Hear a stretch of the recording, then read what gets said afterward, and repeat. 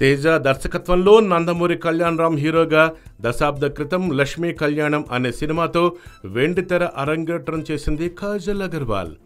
మొదటి బడి మొదటి పాఠం ఎవరికైనా గుర్తుండిపోయే అనుభూతులే. అలాగే సినీ నటులకు మొదటి సినిమా మొదటి దర్శకుడు మర్చిపోలేని గుర్తులే.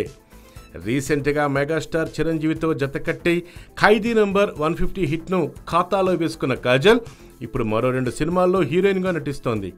ఈ 2 కాజల్కు ఒక రకంగా స్పెషల్నే చెప్పాలి. లక్ష్మీ కళ్యాణం సినిమాతో ఆమెకు హీరోయిన్గా ఫస్ట్ ఛాన్స్ ఇచ్చిన దర్శకుడు తేజ. ఆయన డైరెక్షన్లో రాణా హీరోగా నేనే రాజు నేనే మంత్రి సినిమా చేస్తోంది.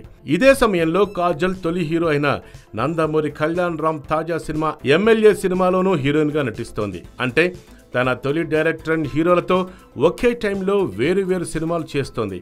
ప్రస్తుతం కళ్యాణరామ్ సినిమా షూటింగ్లో కాజల్ జాయిన్ అయింది.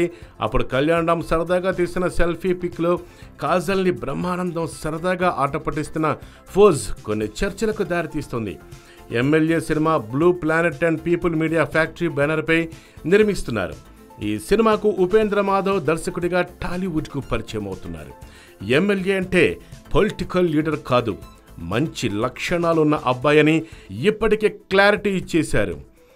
ఎమ్మెల్యేతో సెల్ఫీలో బ్రహ్మి కాజల్ని తెగ నొక్కేస్తున్న సెల్ఫీ ఇప్పుడు బాగా వైరల్ అవుతుంది. రకరకాల చర్చలకు తావిస్తోంది. ఏంటి బ్రహ్మి ఇది?